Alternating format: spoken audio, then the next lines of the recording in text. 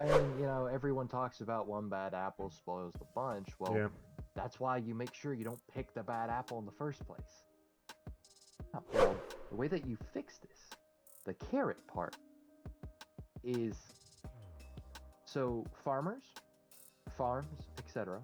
That's exactly what I was going to say. Imagine running for office for Ohio, like state senate, or sorry, governor of Ohio on this platform. I'm literally going to feed the whole state.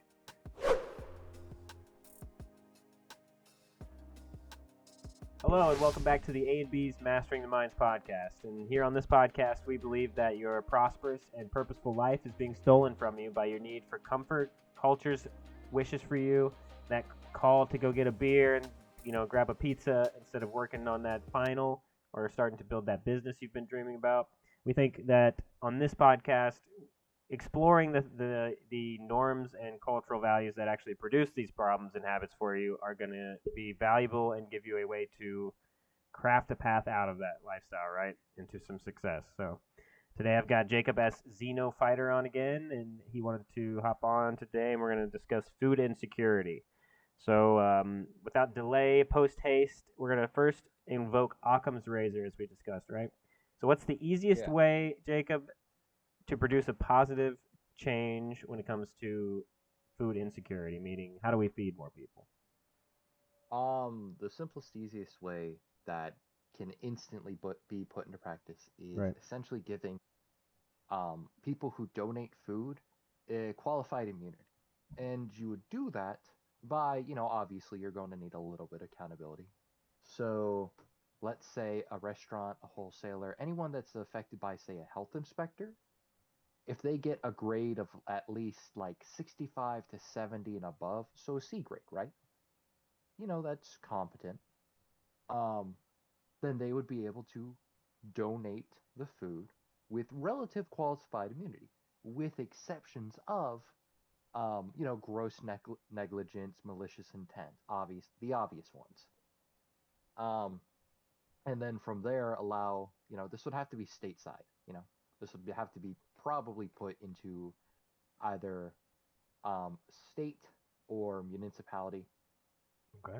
And then from there, either the state can decide punishments or fines based on, if somebody was malicious, if somebody was grossly negligent, or the municipalities. And it turns out there have been several places that have done this, and it works. Hmm. Because the big problem is that, well, um, restaurants, wholesalers, farmers, they don't want to get sued.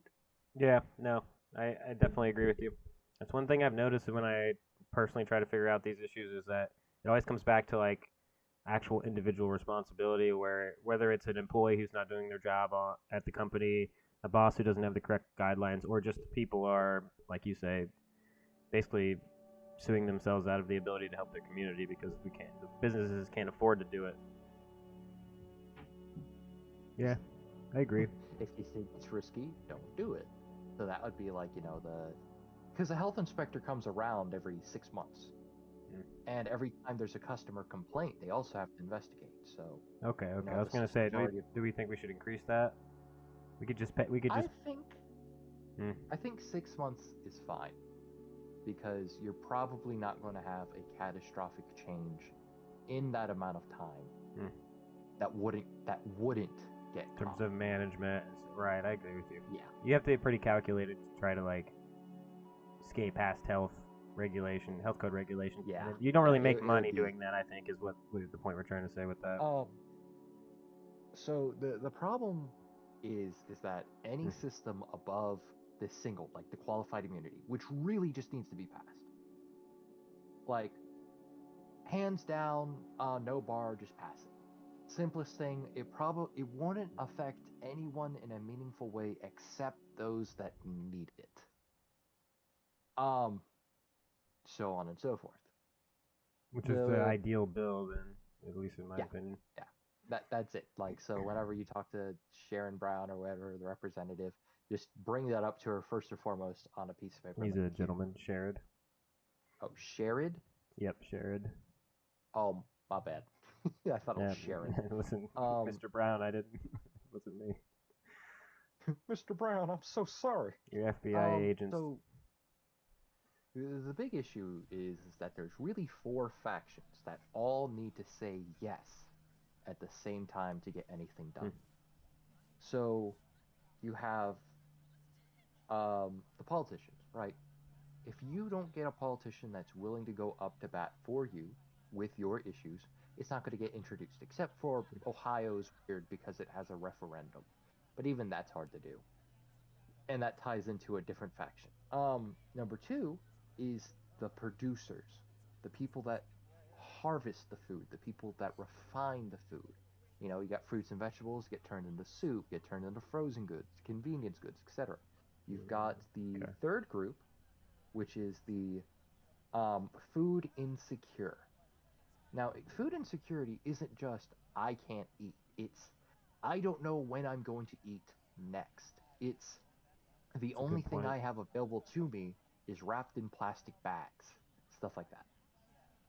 So food insecurity isn't simply, oh, I don't have enough to eat or oh, I'm malnourished. It is much bigger issue than Right. that, and it causes a lot of stress to people, especially when you're worrying like, when are my kids going to eat next? When am I going to eat Right. next? And that's when you just Am make I going the to decision to go to McDonald's and get that less quality meal because it's the only thing you can really yeah, afford. or go to a dollar store, right, and pay two, three, four times as much for the same amount of food that you could get at a Yeah. grocery store, but you can't because you live in the wrong neighborhood.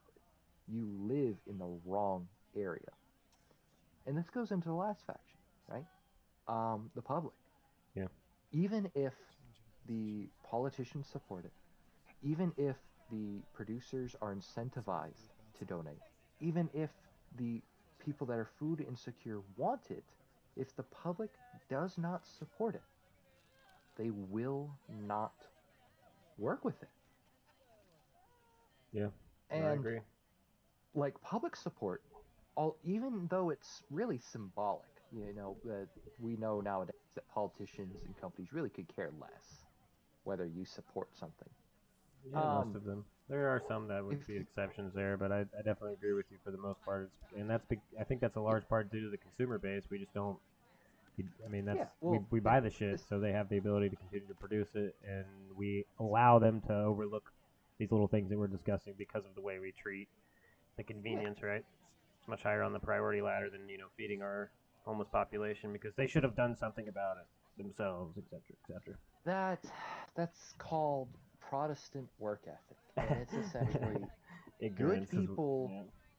good people have money because God blessed them with money because they are free of sin, while And even if they're not, they poor worked people are really hard. poor and diseased because they got what they deserve, and God thinks they're sinners. Like that. That's Even in a Protestant work ethic. capitalistic framework, that's pretty prevalent ideology. Yeah, yeah, and it shouldn't be. It's completely. It's anti-capitalistic. It's Yeah, anti-American. that's yeah, But it's just used as a weapon. It's like used as a baton to beat anyone yep, into their place. How could you be so poor? How dare you? yeah. It's like what the How dare you hell? be born to the wrong family who doesn't have the skills to train you to be a successful adult, or I mean, school systems, even then, etc. poverty is geographical. It's not even just geographical, just food insecurity. There's so Oh, many I mean, factors that go into being yes. poor. Like you can It, be a millionaire and be poor. no, I think we're yes. talking about like That's more state like of poverty traps. yeah, like Um, quality of life is what we really want to. We want better quality of life, but to the point of this podcast, if you can't eat, you can't really, excuse me, worry yeah, about. Okay, um, so tell me about. So we've discussed the easiest way to change it, with institute this essentially cooperative between these groups, the people, government, and the food chains and producers, restaurants. yeah, Um, what are the so like how does that work? So if I'm a restaurant owner, where's my incentive? If I'm a government employee, where's my incentive? So like let's walk through well, it in that regard. Start with each group and then give me like how can I make if I want to make money, how do I make money? I mean, yeah. it That sucks to that say that that, but we actually have to took be me salesmen in this. that took me a while to figure out, like Right. a reasonable way. Yep. So, you know, profit is revenue minus cost. So whatever value you are creating Correct. minus the cost of the materials Mm-hmm. is equal to the profit. Um, and the problem with that is that you're not going to get 100% utility. You're not going to be Yeah. able to use 100% of every product. You have to think farmers, right, when they harvest stuff, they have to toss out a lot of stuff. Not because it is unusable, but because they know people such as wholesalers, such as grocery stores, Won't or buy it. people who buy directly from them would buy it. So, for example, bruised apples, Right. strangely shaped cucumbers, stuff like that. Anything that falls, yeah, it's That bad. looks like it could be It's from a super bad. sci-fi movie. You can't. Ooh, we're gonna throw that out. Um, and they have to toss all of that out. So even if you're getting like 80%, let's say you get 80% of your harvest, right? You're able to use 80% of what you harvested. To break even, not even to make a profit, to break even, you would need to increase the price of all of the things you're selling by 25%. Right. Yeah.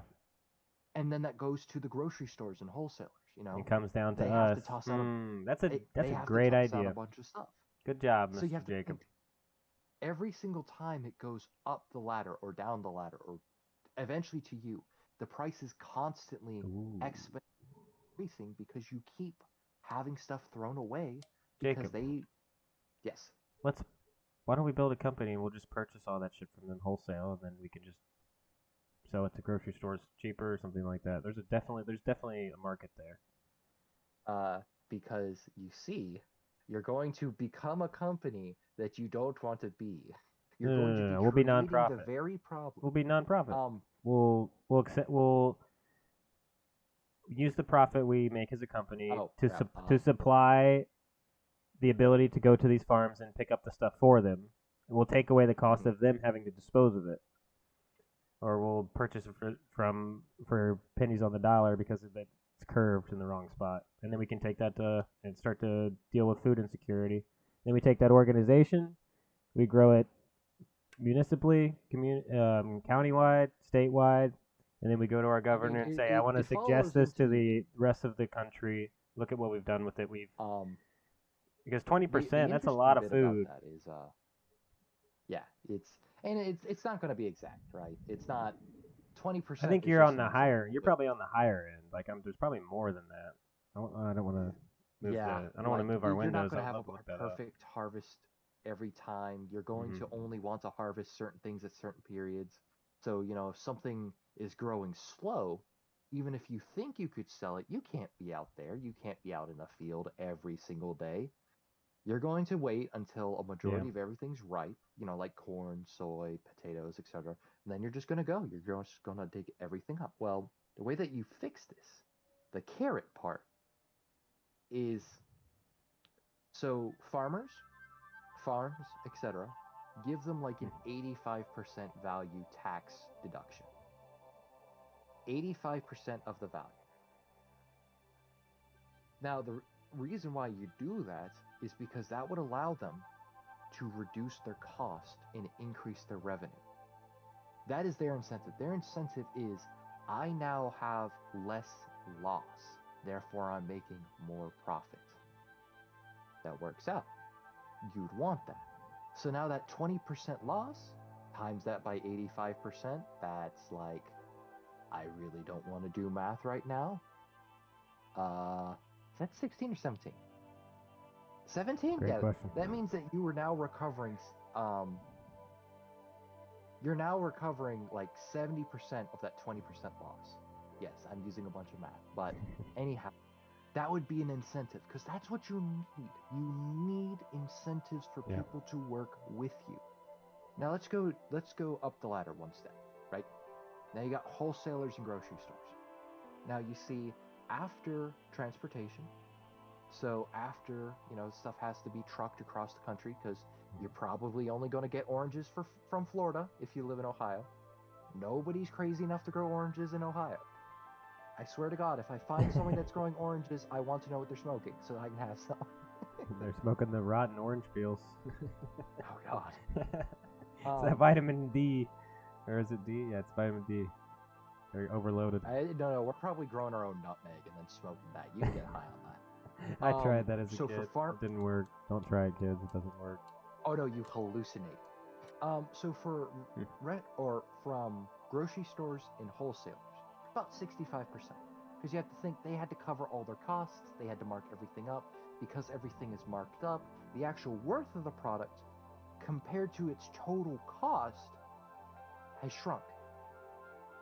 Right? Because again, 80%, they bought the stuff, they shipped it, stuff gets bruised in shipping, stuff spoils over time. They can't perfectly prep every single thing. Mm-hmm. So 65%, allow them a 65% deduction. And now you get to restaurants, you get to bakeries, you get to donut shops and boutiques. At this point, the value is still there, but the goods are prepared for you. At that point, 45%. So that's about half of the food's cost or worth that you would originally have just thrown out, that would have gone to a landfill, that would have caused issues. You can now preserve by sending it through a donation service. You can now send it to a food bank, a food pantry, etc. Because you have to think, when you cook something, right, you're dramatically increasing its longevity to the True. point of, You can put it in a container and then it can sit in the yeah, fridge you're for a week. resetting it. You're essentially resetting the timer. Hmm. And the way that you could at least keep track of it, right, is however, have like a manifest, right? Shipping versus receiving. Whoever seeks to donate would write down everything that they are donating, and then the service, the food pantry, etc. I'll just use the term food pantry from now on. Would then have a receiving manifest. They write down everything that they received, and then they would give them a receipt based off that. They would give them a receipt based on the value that they can write down as a tax deduction when they go to file taxes. This creates a system of mutual cooperation. The producers, the wholesalers, and the restaurants all have reduced costs. This allows them to reduce their prices, Hmm. And that price even is, if they don't yeah. want to. So Even there's the even if savings they for the don't people. want to, it would also Incentives. give them a higher stability. Yep. When you have a slow week, it won't hit as hard. When you have a very fast week, it will be even better. And during those times you screw up and you misguess how many customers you're going to have, and all of a sudden you have a bunch of stuff that you don't want to toss out but's nearing its sell by date, right? You can instead give to a pantry so that they can recook it, so that they can do more with it. They can make it into bulk stuff, cook rice, cook soup, all those different things. Hmm. Now, this is Hmm. specifically for the producers to be willing to cooperate. This is I think addressing this could the, work though. You could literally just pay $7 more in taxes a year as a state, and then hire a new department, and that department just facilitates this process. The oh yeah, you could easily just run Department it of off of Human volunteers. Food and Security Services of Ohio. And Yeah, Jacob, you you could could literally just be easily the president of that shit and just um feed people all day long. yeah. So it could run off of volunteer work. Not even There that. You could just just needs pay. to be a It'd literally be structure the in postal place. service. The postal service is massive, and so if that can, I mean, we could just borrow that model, you build the same kind of infrastructure. We could even use the postal service to deliver the food insecurity items Mhm. to, like, you know what I mean, to the point. Well, maybe not Yeah, that, but you get my point. You could just, and there's plenty of money to have an agency where in the county of Montgomery County there's a 20-man team who goes to all these people who are participating every 2 months and looks at their procedures and makes sure they don't need anything. Goes to the wholesale people, make sure the farming, everyone could be helped to the point. And if it doesn't work, we just stop. I think that's biggest. It's one of the biggest issues in our country is we make decisions so slowly. We don't try things out. Like, maybe if this yeah, failed in 5 years, oh well. We would, not only would we feed more people, but we would know in the future this yeah. doesn't work. Um, we got like 2 minutes left, and I want to cover the last two important ones. An official state map that shows every single Mm, food pantry, every single place, yeah, like ohio.food.gov. That's it. we could give You incentives to click on build it. more pantries too. It could be Yeah, a it gives county you. pantry. Every county should have a pantry. That way, if you end Yeah, up homeless, it's like a tax type. and like a This is a good food idea. pantry, We need to do these a more, food dude. pantry you can go to anyway, right? You could once they start getting a more supply, hopefully the stigma will begin to be reduced Mm-hmm.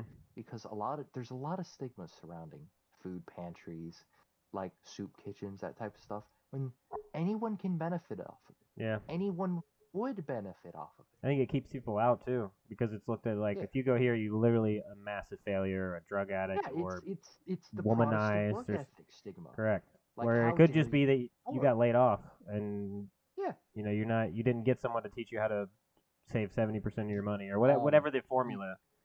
yeah. You get laid off. You're Mm-hmm. unemployed. You know. School never You taught you got how to save your fired. money. They handed you a calculator for 5 years so they could get their state funding. Yeah. Because if you can't do Um. math, you can't go to college, which means you can't take out school loans, which means the government can't make money off of you. Yeah. There's a lot of cycles that just This drown is a good people. You idea. trap them in a current and then drown them. I just And spoke to a guy in the group I'm in that we're working on our TED Talks together. He talked about food insecurity and he's an opera singer, and he was hmm, actually I talked to him about who I'm working with and the local leaders here, and he was actually mentioning he might be interested in. There's my point with this is not to say like oh we have donors or something like that because I don't expect anyone to donate or like Will just wants to feed people. He doesn't want to donate money to people. But if the this would system help was in politicians. place, that's exactly what I was going to say. Imagine running for office for Ohio, like state senate, or sorry, governor of Ohio on this platform. I'm literally going to feed the whole state, which is interesting because I actually planned on not running for governor, but definitely having a conversation with Mike DeWine within the next 3 years, which of course takes credibility and Okay, I just want to point out you need to start municipality first. Just start with city government, start with yeah, municipality. no, that's why I say Everyone three will years. think. Okay, I was about to say everyone's gonna think you're just a blowhard. That's why I'm working. That's If why I want to you work with think that you're. these. Um, well, everyone would think that because everyone spends the entirety of their weekends and free time entertaining themselves. Well, I've spent Oh, I mean, 90, yeah. and I've done the math. I spent the last 2 weeks, 92ish% of my waking hours have been developing a business. I've been working Oh on God. podcasts. I've been editing podcasts, which isn't a flex. It's just to say I'm not a normal person. And or um. well, I'm normal, but I just choose to spend my time differently. That's the best way to put it. I'm not the average person. I don't choose entertainment over. No, nobody wants to be the average person. Yeah. Being So an average like person the might average be. Yeah. lifestyle is miserable. And that's Um. why I'm doing what I'm. That's why I have that plan because hopefully I can talk to Well, Mike. very good, Here's very the good. plan Pat is yourself on the Mr. back. DeWine. Either you do something about it, or I'm going to run against you and take your office. That's what it's going to be. So, but I don't. It's not about like feeling like I don't want to like think I don't mean that in like a superior way. It's just there's things that are not getting done that need done. And if someone with good leadership ethic goes up and says, "Hey, look, these things aren't getting done. Let's worry about our state." There, we've got. I mean, I think the people would stand behind that. Like, I would refuse to take any money. I've already thought about this, and I would take the position for like a year. Like, this isn't. I'm not. I don't want to be governor forever. I want to institute policies that help people. And if I have to become governor for a year, that's why I say that. I don't want to harp on that all day, but I just want to address because I do agree with you. Like most people are like, I won't do this and that, but Blowhard because you immediately went from a nobody knows your name, nobody knows who you are, nobody knows where you're from. You just suddenly appeared on the docket. Nobody's going to vote for you like that. no, I know, no, Nobody's I going to definitely work don't. with I you. definitely don't. Yeah, I don't plan to just write in my name on the Hi, sit I'm outside here the to vote polling for you. office. Hey guys, I'm gonna fix food insecurity. But that's why I started the podcast. That's why I'm working with the community leaders. That's why I'm working on a TED Talk. That's why all these things will congress into, and then you'll be my. That's perfect. I'll set this up and you'll run it. There you go, Jacob. You run it for 10 years. Build a good I pupil up. wish to be paid. Will be paid for your work. If you feed the entire, let me ask you a question. Do you think it's valuable to feed to secure food for our entire state in a way that's never been done before, to where no one has to worry about food, or maybe 0.0001% of the state, I would pay you $120,000 at the minimum. Oh, now we're talking. That's that's what people at UPS get paid for running entire What? state size worth. I mean, these are people that run all the buildings for a specific operation in state-sized portions of the country. So it's not like, but that's my whole point, is they do a lot of work. So that's why they get paid that, because they facilitate that for the whole company. And that's the low side of things. I mean, if you do that for years, like, so the point being, we pay people who provide valuable services what the value of their service, right? And on that, I'm going to have to call it here, unfortunately. I had 2 more things to talk about. How dare you? You shan't speak of them. No, next Friday for sure. Just hop back on, dude. No. Quit being lazy, you know what I mean? The people need you, Jacob Xenofighter. I'll say your real name on here, and then you'll be outed. People will be on your face. All 12 of our subscribers will come to your Facebook and shitpost you. I think technically I could sue you as a private citizen. Yeah, you wouldn't win. No, I mean, I've got logs, man. I've got logs and logs. It would be a restraining order. You'd lose. I've got this evidence. You're literally talking about it. I would just be like, here's the podcast. No, hold on, no. This is not public enough for me to be a public citizen to make me lose.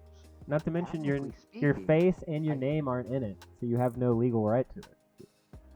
Well, my face and my name aren't in your podcast. Therefore, that's what I mean. Still a private citizen. You couldn't prove that it was you. I could say no, that's a voice changer. I don't know who this guy is. Haha! Until I take a screenshot.